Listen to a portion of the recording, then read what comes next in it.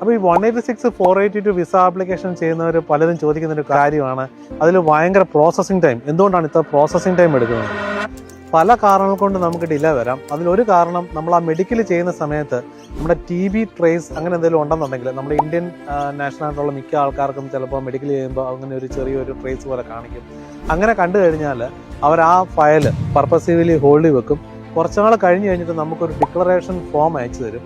അതായത് നമ്മൾ ഓസ്ട്രേലിയ വന്നു കഴിഞ്ഞ് ഏതെങ്കിലും ക്ലിനിക്കിൽ അവർ പറയുന്ന ഡിപ്പാർട്ട്മെന്റ് പറയുന്ന ക്ലിനിക്കിൽ പോയി നമ്മൾ അസസ്മെന്റ് ചെയ്ത് ഡിപ്പാർട്ട്മെന്റിന് കൊടുക്കാൻ റെഡിയാണ്, ബില്ലിംഗ് ആണെന്നുള്ളൊരു ഡിക്ലറേഷൻ ഫോം അയച്ചു തരും. അത് സൈൻ ചെയ്ത് കൊടുത്തു കഴിഞ്ഞാലാണ് അവർ ചിലപ്പോൾ വിസ ഗ്രാൻഡ് ആകുന്നത്. അതുപോലെ തന്നെ നമ്മൾ ലാസ്റ്റ് 10 ഇയറിലുള്ള നമ്മുടെ അഡ്രസ് ഹിസ്റ്ററി, ട്രാവൽ ഹിസ്റ്ററി, ഇപ്പോൾ ട്രാവൽ ചെയ്ത കൺട്രീസിൽ മോർ ദാൻ 6 മന്ത് നമ്മൾ അവിടെ ലിവ് ചെയ്തിട്ടുണ്ടെങ്കിൽ അവിടുത്തെ പോലീസ് ക്ലിയറൻസ് സർട്ടിഫിക്കറ്റ് മസ്റ്റായിട്ട് കൊടുക്കണം. ഈവൻ ഇഫ് നമ്മൾ അവിടുത്തെ പോലീസ് ക്ലിയറൻസ് സർട്ടിഫിക്കറ്റ് കൊടുത്തു, പക്ഷേ ഡിപ്പാർട്ട്മെന്റിലെ കേസ് ഓഫീസർ നമ്മുടെ കേസ് ഓപ്പൺ ചെയ്ത സമയത്ത് അത് മോർ ദാൻ 1 ഇയർ ഓൾഡ് ആയിരുന്നുണ്ടെങ്കിൽ അവർക്ക് വീണ്ടും പോലീസ് ക്ലിയറൻസ് സർട്ടിഫിക്കറ്റ് വേണമെങ്കിൽ അവർക്ക് റിക്വസ്റ്റ് ചെയ്യാം. അപ്പോൾ ഇങ്ങനെയുള്ള പല പല ഫാക്ടേഴ്സാണ് നമ്മൾ ഈ 482 186 വിസ ഡിലേ ആകാനായിട്ടുള്ള ഒരു റീസൺസ് നമുക്ക് കാണാൻ പറ്റും.